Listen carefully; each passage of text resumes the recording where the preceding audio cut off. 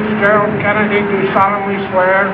I, John Fitzgerald Kennedy, do solemnly swear. That you will faithfully execute the office of President of the United States. That I will faithfully execute the office of President of the United States. And will, to the best of your ability. And will, to the best of my ability. Preserve, protect, and defend the Constitution of the United States. Preserve, protect, and defend the Constitution of the United States. So help you God. So help me God.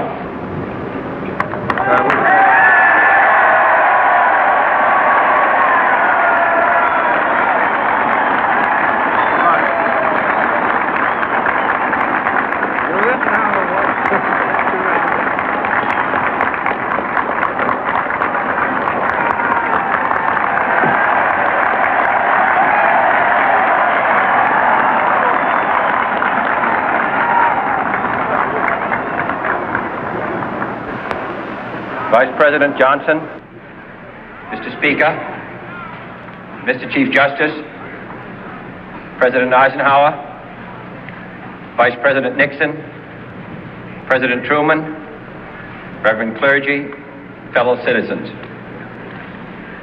We observe today not a victory of party, but a celebration of freedom, symbolizing an end as well as a beginning, signifying renewal as well as change.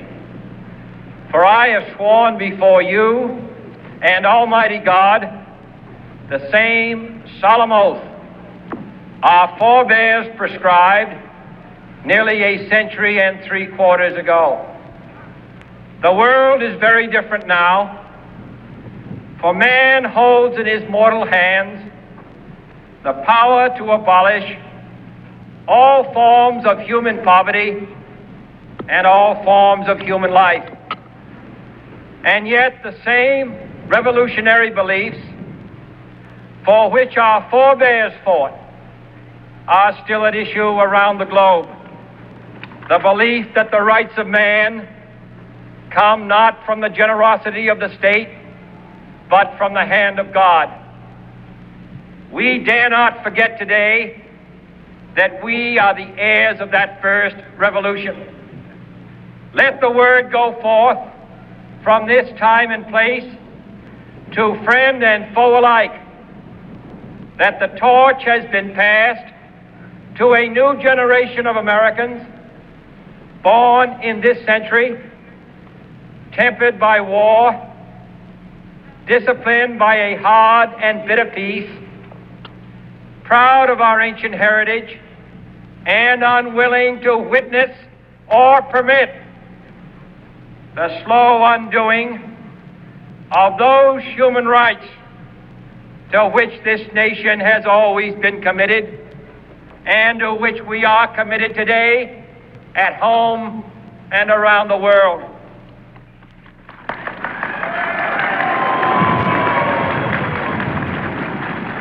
Let every nation know, whether it wishes us well or ill, that we shall pay any price, bear any burden, meet any hardship, support any friend, oppose any foe to assure the survival and the success of liberty.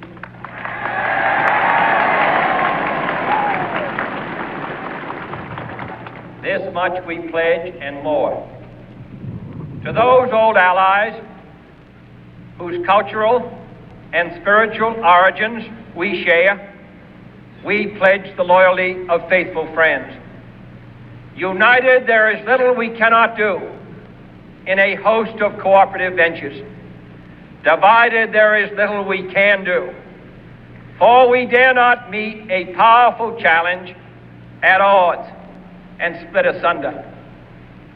To those new states whom we welcome to the ranks of the free, we pledge our word that one form of colonial control shall not have passed away, merely to be replaced by a far more iron tyranny.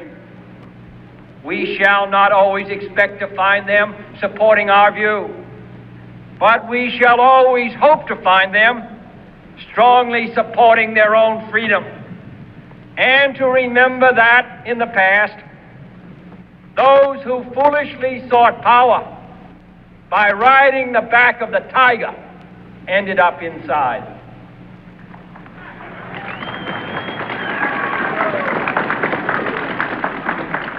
To those people in the huts and villages of half the globe struggling to break the bonds of mass misery, we pledge our best efforts to help them help themselves for whatever period is required, not because the communists may be doing it, not because we seek their votes, but because it is right. If a free society cannot help the many who are poor, it cannot save the few who are rich.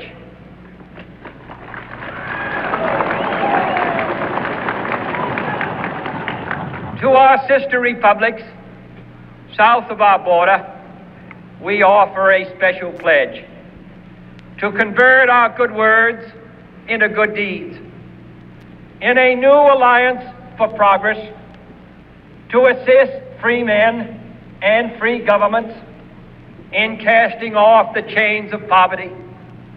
But this peaceful revolution of hope cannot become the prey of hostile powers. Let all our neighbors know that we shall join with them to oppose aggression or subversion anywhere in the Americas. And let every other power know that this hemisphere intends to remain the master of its own house.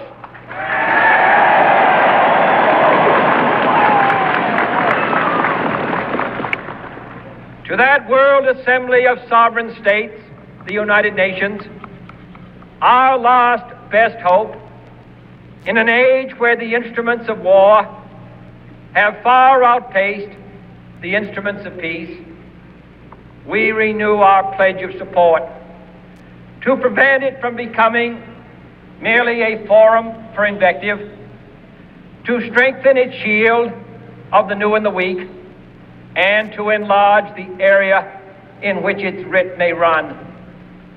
Finally, to those nations who would make themselves our adversary, we offer not a pledge, but a request that both sides begin anew the quest for peace.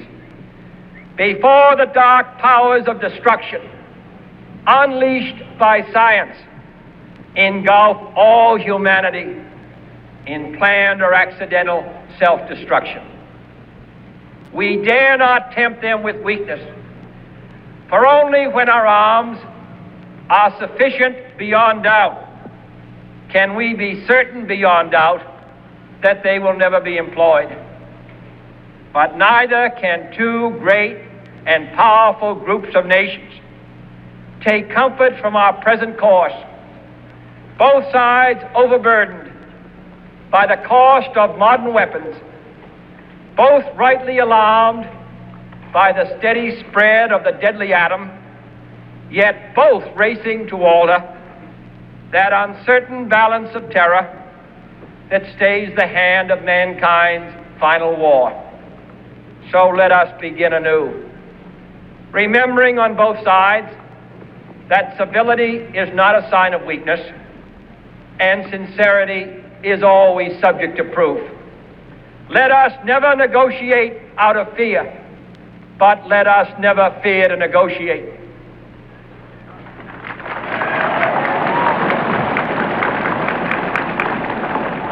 Let both sides explore what problems unite us, instead of belaboring those problems which divide us. Let both sides, for the first time, formulate serious and precise proposals for the inspection and control of arms, and bring the absolute power to destroy other nations under the absolute control of all nations.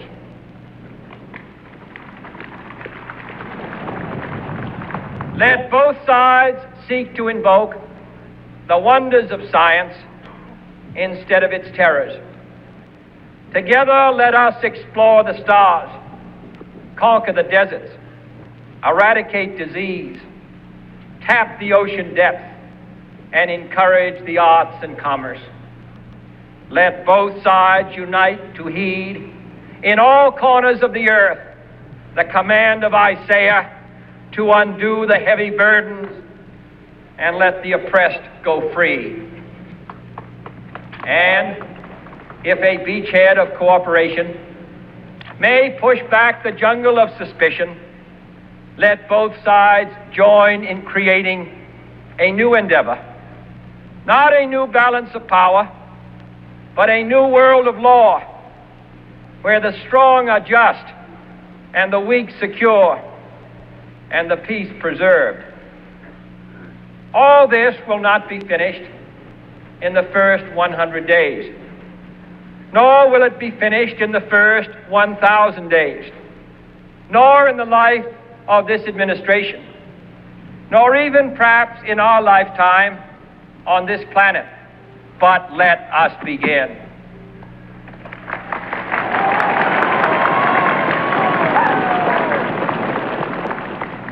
In your hands, my fellow citizens, more than mine, will rest the final success or failure of our course. Since this country was founded, each generation of Americans has been summoned to give testimony to its national loyalty. The graves of young Americans who answered the call to service surround the globe. Now the trumpet summons us again, not as a call to bear arms, though arms we need, not as a call to battle, though in battle we are, but a call to bear the burden of a long twilight struggle, year in and year out, rejoicing in hope, patient in tribulation, a struggle against the common enemies of man, tyranny, poverty, disease, and war itself. Can we forge against these enemies a grand and global alliance, North and South, East and West, that can assure a more fruitful life for all mankind? Will you join in that historic effort?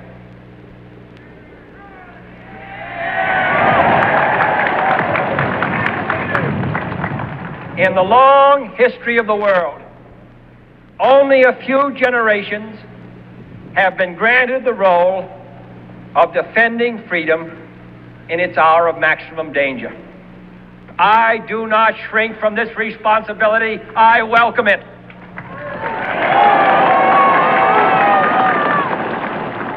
I do not believe that any of us would exchange places with any other people or any other generation. The energy, the faith, the devotion which we bring to this endeavor will light our country and all who serve it. And the glow from that fire can truly light the world. And so, my fellow Americans, ask not what your country can do for you. Ask what you can do for your country.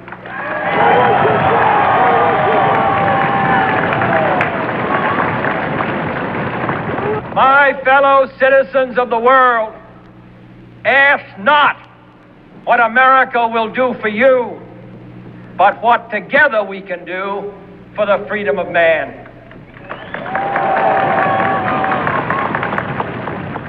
Finally, whether you are citizens of America or citizens of the world, ask of us here the same high standards of strength and sacrifice which we ask of you. With a good conscience, our only sure reward, with history the final judge of our deeds, let us go forth to lead the land we love, asking His blessing and His help, but knowing that here on earth God's work must truly be our own.